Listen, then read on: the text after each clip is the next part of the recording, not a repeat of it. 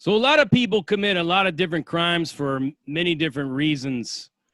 Some people like myself just love the criminal lifestyle. I mean, I used to get a rush on it. Just running around in the streets, running amok, wheeling and dealing and shooting and stealing and doing all that. Drugs were always par for the course. I never had to wake up in the morning and go through all kinds of withdrawals and get well withdrawals to run out there and get something just to make me feel better. But I had to go out there and get well and get something to make me feel better by committing more chaos and wreaking more havoc in these streets. My friend right here is no different. Only his method of furthering his criminal career was to become a drugstore cowboy. While I was out there hitting banks and doing whatnot, this and that, this man was hitting pharmacies. And you could basically say he's the drugstore cowboy, and that's how we're going to go ahead and introduce him here. So it's my pleasure to bring to you my buddy, Dean Hargrove, straight out of Cali. What's cracking, Dean? What's up, Jay? How you? Good. Drugstore cowboy, huh? Yes, sir. Yes, sir. Man, I had to beat that habit. Let's hear all about it, man. Let's hear about it. Hey, I want to start off, man. Thank you for having me, man. No problem. I've been watching your channel for a minute, so I respect what you do. I respect your opinion. Got a lot of love for you. You're a Cali boy too, so yes, sir. Gotta show the. I'm a palm tree. I'm a palm tree that's been planted in the middle of Oklahoma. Middle of Oklahoma. Ain't no palm trees up here except for me. I don't know. Oil fields and cowboys, huh? Oil fields and everything else. All kinds of shit out here. Well, yeah. So I grew up in Orange County, was born in Orange County. My dad was LA County Sheriff. This was back in the 80s when it was rocking and rolling, and he had gotten called to a domestic violence. This guy was on PCP and was beating his girlfriend, and it was on the second story of this apartment complex. And, my dad went in and, tried to break it up, and the guy rushed him, grabbed him, picked him up in the air. And my dad pulled out his mag light and was just beating him over the head with it, split his head wide open. And, it didn't even faze him. He ran through the sliding glass door, jumped off the second story of the balcony, landed on top of my dad, got up, kicked my dad in the face, took his gun, took off running. Cops ended up killing that dude. But so that ended my dad's career as a LA County Sheriff. He's 22 years old. Now he's got a broken back, laid up in the hospital. I was about 5, 6 at the time, and me and my brother went and lived with my mom. My mom had a pretty bad meth addiction. She was out in the Palm Springs area. They got divorced when I was pretty young. So my mom and my stepdad, me and my brother lived with them, and they ended up trying to kick their meth addiction and moved up to Victorville. So when I was 9, I was living up in Victorville, living with her dad, and her dad just used to beat the shit out of me. I was the oldest grandson. I had a couple cousins that we were all living together up in Victorville. And anytime one of the youngins would do something, he'd whoop my ass. He wouldn't even touch them, but he whooped my ass, saying that, better, you're the oldest. So, that developed my hatred towards him. So I wanted to go live with my father at the time. So my father was living he had moved to Fresno, California. That's where my grandparents were living at the time. He moved up there after he got out of the hospital for them to, help him out, nurse him back to health. So me and my brother went up there and lived with him, moved up there when we were 10 years old. And, I had this little anger addiction of, wanting to fight. That's where I got my release. And, I just, first day of school, I'm already scrapping, 10 years old.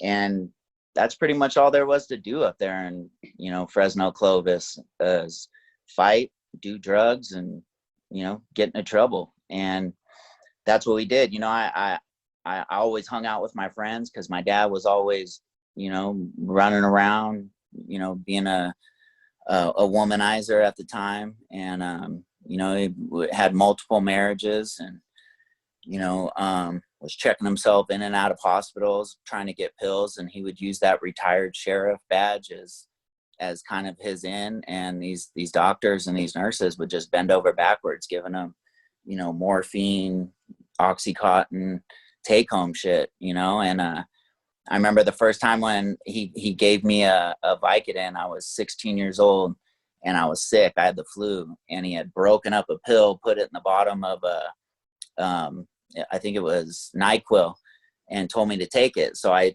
took it, and I remember getting that warm and fuzzy feeling, and it was over with from there, man. I developed that love addiction for opiates.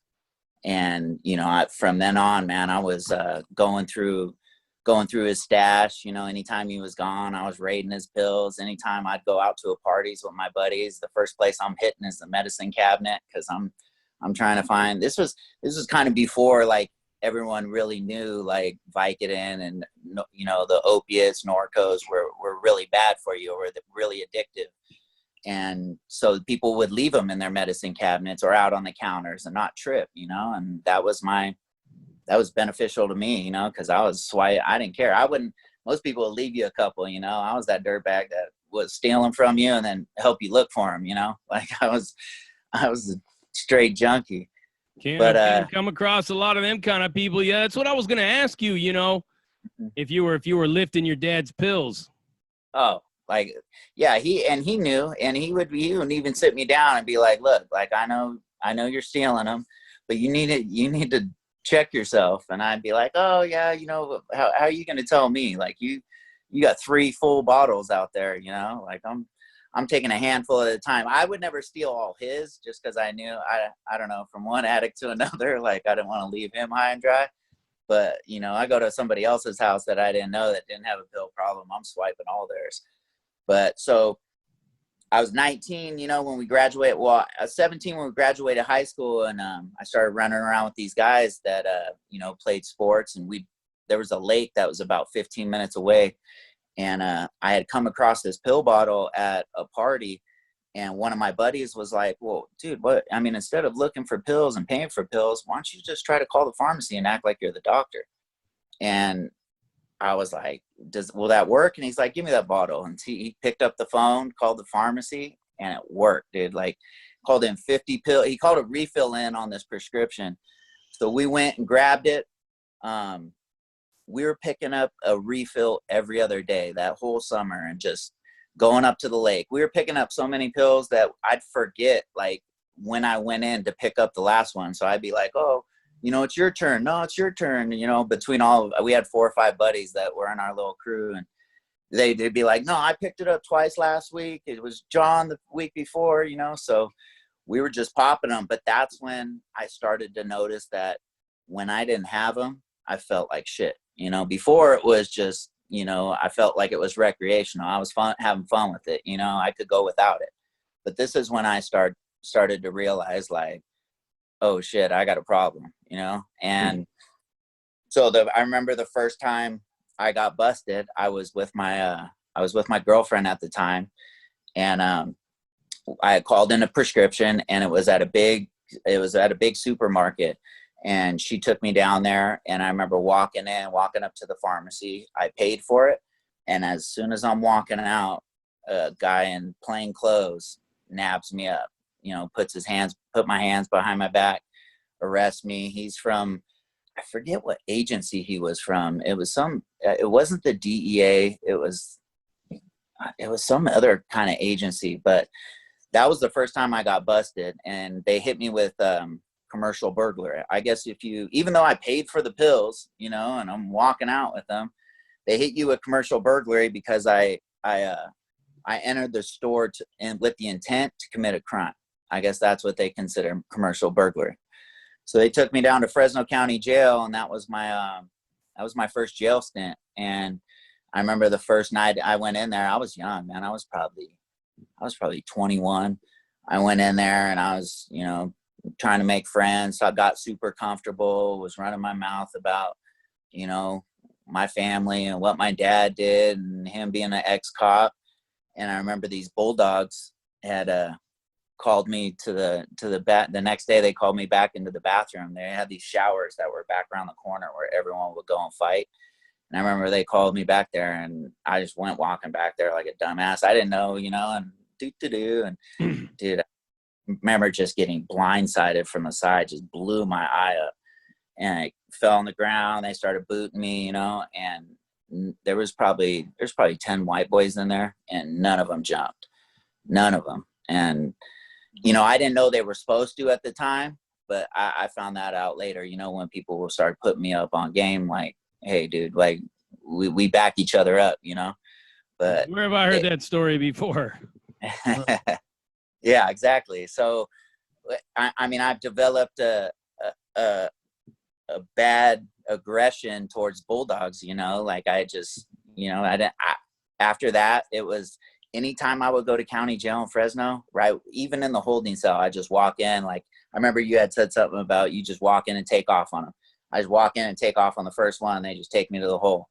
And so I ended up getting out of the Fresno County on that one. I had to go to rehab, and I remember coming home and my eye was just swelled shut, and my family was, tripping.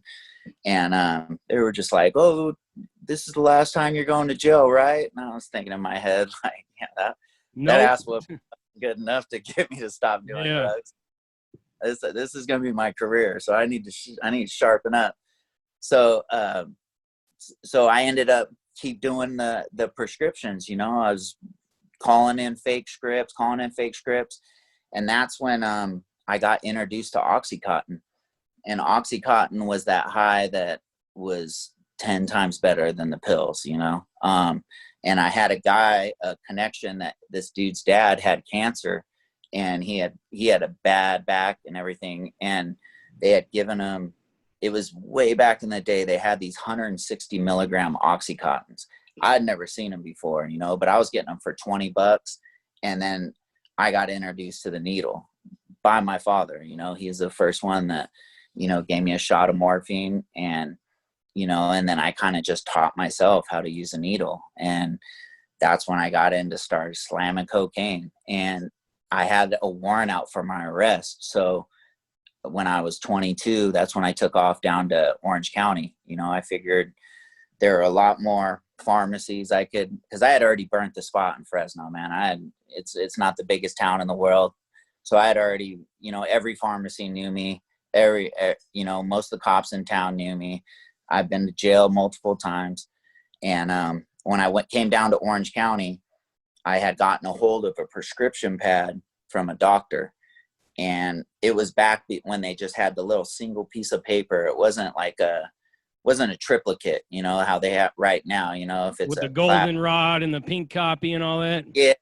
One goes to the doctor, one.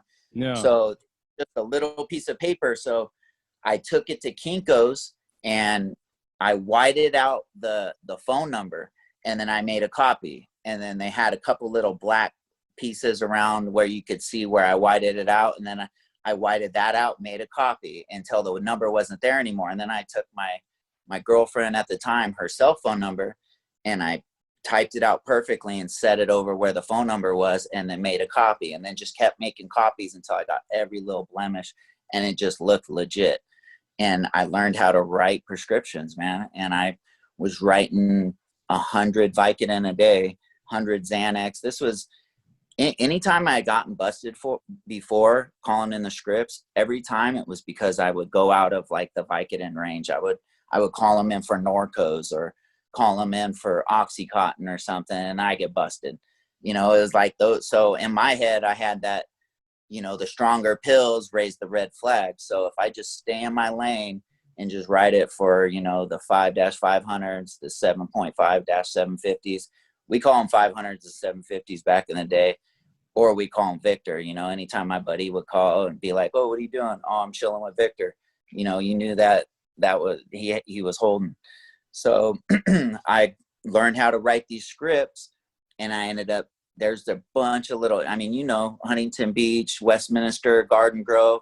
There's a bunch of little Asian pharmacies around there that, there's one on every corner. And I was just, I literally had a notepad, and I would keep a checklist of what pharmacy I went to, the date, the quantity, what name I used, the birth date, address, everything. And I would do that 3 times a day, literally go in, and I wouldn't use insurance, and it would cost anywhere in between 60 and $100 to pick up 100 pills. And I would sell, 150 to 200. And I was eating, literally, I know a lot of people won't believe me, but my habit was I was taking in between 40 and 50 Vicodin a day. I mean, I'd wake up in the morning and I'd pop 8 just to get going, And I mean, my stomach, I was having a hard time keeping any food down. I was on the toilet all the time, throwing up. And so that shit literally worked for a year and a half of doing 3 scripts a day at every pharmacy from San Diego to Orange County to Riverside to LA, just running a prescription ring, man. I had people I was flipping them to, keeping that whole Huntington Beach area just plugged. We lived right there on Orange and 15th, down by the beach over by Huntington Beach High School. And I remember one of my buddies was leaving the pad, and he got pulled over, and they were looking for something, like they tore his car apart, and he got pulled over right as he was leaving the pad. And I remember he called me, and thank God he didn't have any pills on him, but he called me and he was like, "Hey dude, they're on to you," and of course you talk yourself out of it. Maybe it was just coincidence. Maybe it was just, circumstance. And I remember the next night, it was a Friday night, and I was in the bathroom, man, and I had taken a bunch of pills. It was about 7:00, and I was mixing somas with them, and I was on the toilet just throwing up. And I remember hearing those boots up the stairs, doo, doo, doo, doo, doo, doo, doo. And I remember my chick just screaming, "Ding!" And that door just boom. You'll never forget that door. And I remember that flashlight coming around the corner and just being fucking aimed at me, and get on the ground. And Huntington Beach narcotics team, man, booted down the door, ended up tearing up the pad, found all the pills, found my binder, just totally incriminated me, and they took me down to Huntington Beach jail, me and my girlfriend's brother. And kicking pills at that time, it hurt, but I mean, Huntington Beach jail's a nice jail. If you're going to be kicking, like, that's one of the cleanest jails I've been in. Yeah. I know they got a lot of money, so I mean, they keep it clean. But I was only there 3 days, and my girlfriend at the time ended up bailing out her brother, and I got left in there. And so I had a little resentment from that, and they ended up taking me to court in Westminster. And I remember the DA, or no, the public defender came in and saw me, and he was like, it was at the end of the day, my name never got called, and he said, "Hey, I got some good news and bad news. Good news is, like, your name, nothing came up. Like, they didn't file charges, which means one of 2 things. Either they don't have enough, or they're building a case." And he said, "The bad news is you have a no bail hold warrant out of Fresno County." And so I was like, shit, man. So they ended up taking me down to Orange County, Maine, and, had to do the whole loop through there. And that freaking loop sucks, man, going from cell to cell. Yeah, the infamous loop. The loop, man, takes 24 hours before you even see a bed. You're just like, God, get me upstairs, man. And, every time a sheriff comes to that door, everybody's all, yeah, you pop up. And then your name pops up. It's like you just won the lottery, Exactly. Like, yeah. Exactly. They all run out to the hall, almost. Yeah. Let me see your wristband. Almost run past. Hey, come back here. Let me see. Oh, here you go. I remember every time you come to the door, and they'd call you out, call your name, and then they'd move you to another cell down the way, and it'd be like, here, you think you're getting closer. But yeah, that Orange County, man, it's you got the escalators, man. This was back when they were beating on inmates and pushing them down the escalators when they're handcuffed. And yeah, people don't believe me when I talk about Orange County, man. It's just like LA was just brutal all the way around. Orange County, you had to worry about them sheriffs. Mm-hmm. Yeah, LA was a trip too. It was I tripped out on the booking in LA, where it wasn't like Orange County where you're in a cell and you go cell to cell to cell. There it was like a big room, and they had benches, and you just slide down the bench, and there were like people walking around, and I was like, man, this is weird. Nuts to butts, they would tell you. Yeah, this is different. Yeah. I remember they took me from LA County, took me all the way up to Fresno County, and got to Fresno County, did the same thing. Right when I got into booking, took off on a bulldog, and they put me in the hole. I ended up getting out of there and going straight into a program. And first day I was in the program, got out of the program, I'm gone, back off and running, stay clean 30 days. But the day I get out, it's like buddies picking you up, you're going out partying. Yep. And yeah, I was back off and running, man, and ended up absconding back down to Orange County. I just felt like, oh, it'll get dealt with, because they had me on drug probation, and they wanted you to piss twice a week. Well, I ain't pissing clean ever, I'm the guy trying to figure out every single way of, I've had the fake dick at a time, like the Whizzinator. Yeah, the Whizzinator, the Philly. Yeah.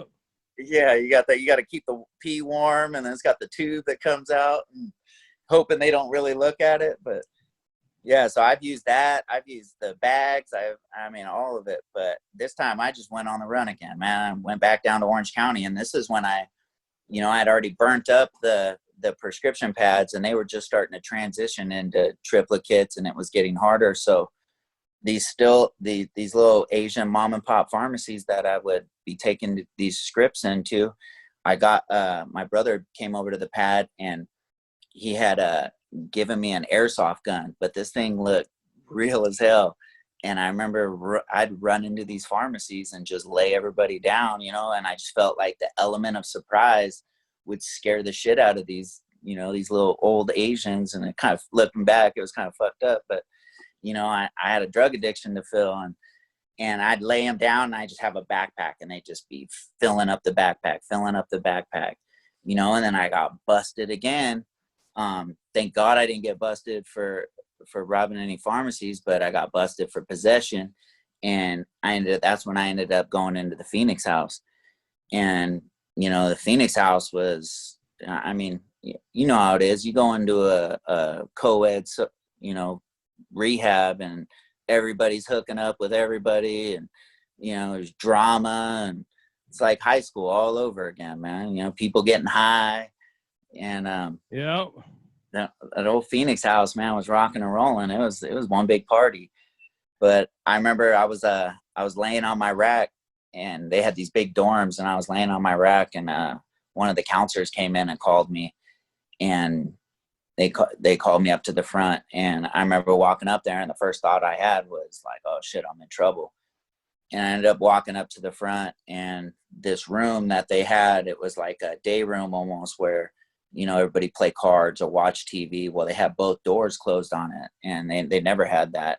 I remember thinking something was up, and I ended up walking in there. The counselor walked me in there, and all four of my cousins were sitting in a circle, and they were all crying. And I just knew, like, I had a feeling something happened. I didn't know if it was my brother, if it was my sister, if it was, and nobody could tell me what was wrong, and then my little cousin Jill, she walked up and put her arms around me and said, your dad passed. And he had died from an overdose. He had a bad pill problem at that time, and was taking a shitload of Oxycontin, and they found him dead in a hotel room out in St. George, Utah. And that was hard. But honestly, looking back, like, I'm super thankful that I was in rehab when I found out, because I would have gone on a sick one. That's that. When you're getting out there on the streets to getting loaded, like, you just look for, I'll go get high if there's no orange juice in the fridge, like, I don't need an excuse, and that's the perfect excuse. And so I remember the rehab wasn't going to let me go to the funeral, and my family was like, look, like, he's going, so I ended up going to the funeral. They had to have a shadow come with me. ended up coming back to the rehab and tried to take it seriously, man. I was staying on the straight and narrow, but then I met this chick and she introduced me to heroin, and it introduced me to that black tar. And the day I got out of rehab, she picked me up. We went back down to her apartment, and man, I fell in love with that needle all over again, man. I thought Oxycontin was the shit, and then I got introduced to that black tar heroin, and it was another level, man. And I remember my brother had came back. He was in the Army at the time, and he had came back to our apartment, and we were in South County, down in Orange County, down in Aliso Viejo. And he came to the pad, and he went to the Army to get away from the pills and all the drugs and everything. But he came back and he wanted to get high, Well, this heroin we were picking up at the time, we were getting it from Coachella, and it was some bomb heroin, And I remember the chick at the time was like, look, do not give him any. Like, this shit will, he's coming back from the Army. He's on the straight and narrow. Like, he's clean, do not give him any. It will not end up well. And I'm thinking like, oh, okay. Yeah. Okay. Dude, as soon as she leaves, my brother talks me into it, and I gave him a little shot. Remember, we're in the bathroom. No, we were in the living room, and he was sitting in the recliner, and I remember hitting him, and his eyes just rolled back in his head, dude. And he just out, dude. OD, done. And I just went into full panic mode. I mean, I'll give you the backstory. Me and my brother, like, no matter any of the bullshit my dad, my mom, my stepdad, any of them have been through, my brother was my dude. Like that, him and I went everywhere together. We'd go to my mom's, we went to my dad's. Like, there's a 3-year difference, and I'm the older brother, So here I am. I just lost my dad, and now I've killed my brother, and that's what I'm thinking, like, oh shit, And I remember dragging him into the bathroom, and he's not breathing, man. He's not breathing. And I remember calling her, and like, I was in full blown tears, man, crying, calling her, and she answers, and she turns around, she's coming back. It felt like it took her an hour, even though it was probably a couple minutes. But by this time he's turning purple. I mean, he hadn't been breathing for upwards 7-8 minutes, man. And he's on his back, and she ran in, grabbed a bunch of ice, threw it down his underwear. I'm trying to give him CPR. Like, I'm sitting there just crying, dude. I'm thinking like, I killed him. And she is giving him CPR, and she like looked up at me, and she's like, look, you're going to have to bite the bullet. Like, you got to call the ambulance. And as soon as I got up to walk out, she had picked him up to pull him into the bathtub. And when she leaned him up and he sat up, he just took this big gasp of air, like, and I've never been so happy in my life, man. Like, I honestly thought, and this is the first time I've even shared this. And I talked to my brother the other day, and I asked him if it was cool if I shared it, because I know he's got a lot of, he doesn't like talking about it. Anytime I've ever tried to bring it up after that, he doesn't want to talk about it, which I respect. I get it. He's never been high since? No, he's gotten high since, but I mean, we're drug addicts, dude. That's what we do. It takes a lot more than that to, get great. But I mean, he went back to the Army. He didn't get high for a while, it wasn't until he came back home and some other shit happened. But he, man, I remember like getting him back up, drug him back out to the couch, and he just kept going, I'm fine, kick back, I'm fine. And then he'd like sit down, his eyes would close, and he was just super tired, and I'd be like, dude, wake up, you gotta stay up.